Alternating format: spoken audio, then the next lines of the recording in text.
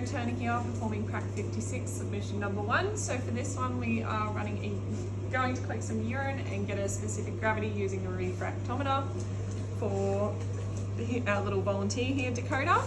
So for that one I'll just need some gloves because we're going to do a free catch sample. So when we take her out for a walk, we're going to use a kidney dish, which I've got here, and we are going to catch urine as she's urinating. So for that one, we'll take her outside for a bit of a walk, see if we can get some urine for her. So for this one, we're going to try and get midstream. That's a good sample there. Just while she's squatting, we'll let her finish and then we'll pop it in a specimen jar. So we've just got our specimen here. So we collected the urine from Dakota, we've popped it back in a cage. We're just going to grab a specimen jar. So we've got our specimen jar there, and I'll grab a syringe as well.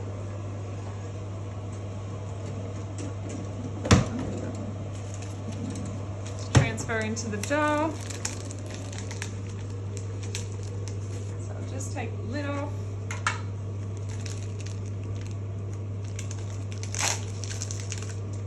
Open that up.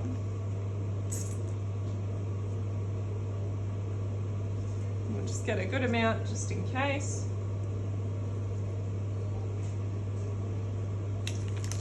Pop that in there. I'll just pop my syringe in the bin.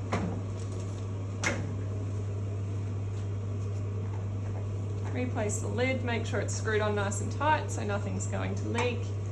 And then we will also get rid of our urine.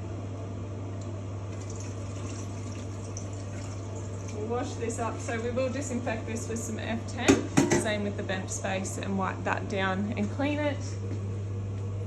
So we'll take our little specimen jar now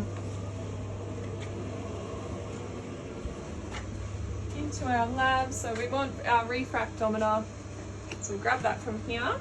So before we put the urine on there, we're just going to check that we are calibrated. So I've got some distilled water here. So we're just going to pop a drop on the prism here and just put our daylight cover down. Just look up towards the light. So we just want to ensure that the blue line is on 0, which this has been recently calibrated, so we're pretty good. If we need to change anything, we can just adjust the dial here on the calibration screw. And we're reading off of the 3rd column as well. So I'm just going to grab a Kimtech wipe, just give that a clean off. Then we'll unscrew our specimen jar and just pop it there. We'll just grab our pipette. We just need a clean tip for it. So we'll pop that one there. We'll just push the plunger all the way down so we can suck it up. That'll collect a sample in there. We'll grab our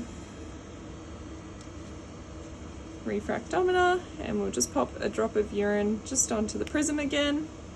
Replace our cover and look up at the light.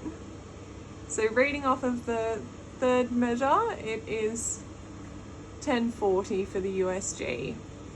Cool, cut it there for a sec.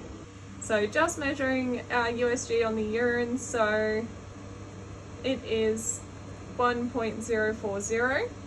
So that's within the normal limits because for dogs, anything greater than 1.030 is considered within normal limits. Cool. When you're ready. So now we're going to clean our refractometer. So we're going to pop some distilled water on there. Then we'll give it a wipe off. Just ensuring the prism and the daylight flap's nice and clean. And I always like to just do one more, just make sure it's nice and clean.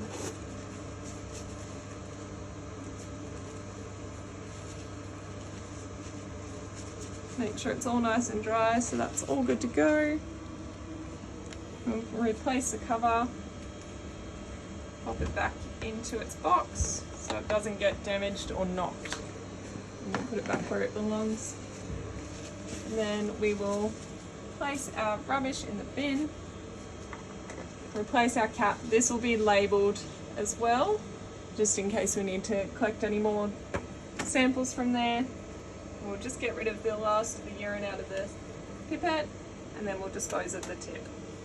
And then that can get replaced. And then we'll clean our bench space as well,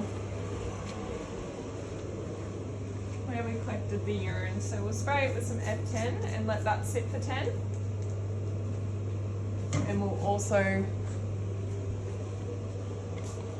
wash up our little dish as well with some disinfectant, just to make sure everything's nice and clean, and then that will be dried and stored back in the cupboard. And then once that's all done, put my gloves in the bin. So just going over some discussion points as well. So for the urine collection, I chose free catch for Dakota because she's mobile, she's getting around well. It's the least invasive procedure to get a urine sample from her and very low stress, so she was easy to catch with just a kidney dish. And just going over some conditions that can cause a high USG would be dehydration, and conditions that can cause a low USG would be diabetes or kidney failure.